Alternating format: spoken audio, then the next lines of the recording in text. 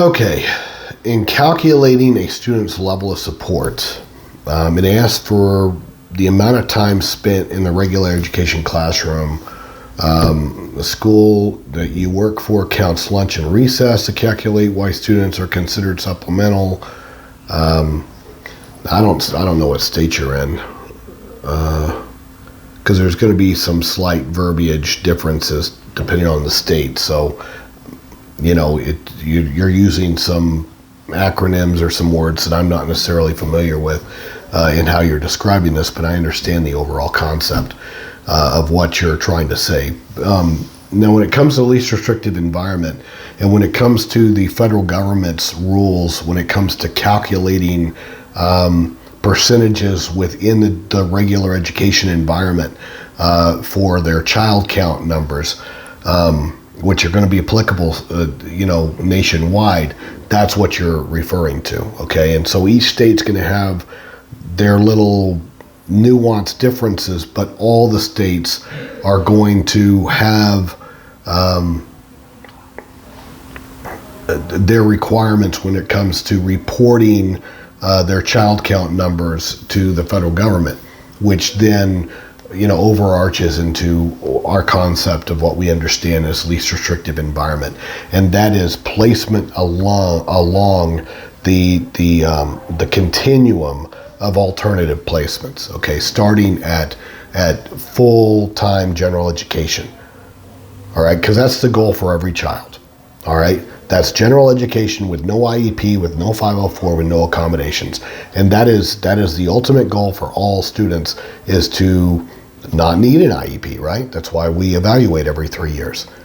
That's always what we're working toward, regardless of the severity of a child's disability, because we presume competence, right? When we're developing the IEP, and we're creating tangible, measurable goals that are moving the children along this continuum from most restrictive to least restrictive, and least restrictive is going to be that general education setting, with no accommodations, with no supports. That's the ultimate goal. All right, so we start there, and we start calculating the amount of time outside of that environment, okay? Outside of that environment.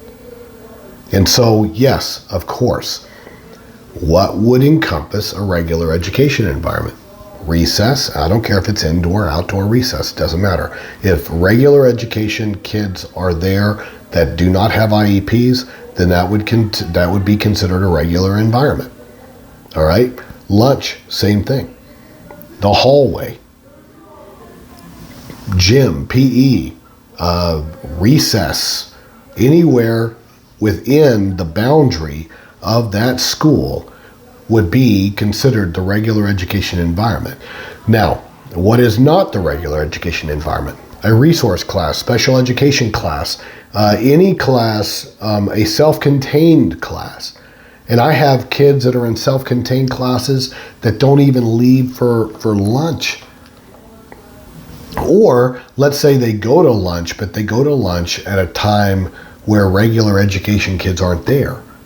Or let's say they go to lunch, but they don't intermix with regular education kids, which I've had cases to where that's discriminatory, because just because they're in an environment, what we end up finding out is that they will put the self-contained kids in the corner in the cafeteria, and everybody else is over here, and then there's some buffer, between the two where the staff is sitting over here. Well, there's no interaction.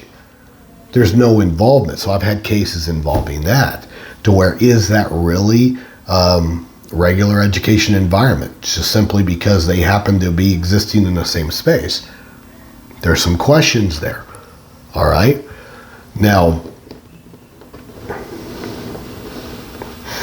and if it's indoor, okay, shouldn't those special ed kids who are considered supplemental go into regular education classrooms with those kids instead of going to their self-contained?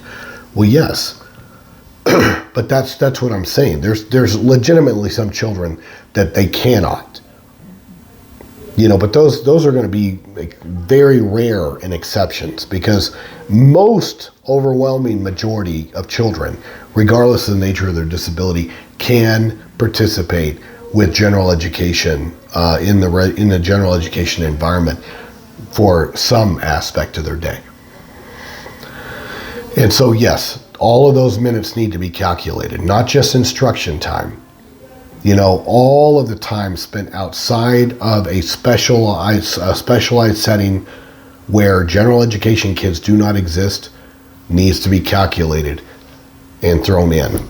All right? But that's also why within the IEP, we also determine whether children can participate in non-academic and extracurricular activities.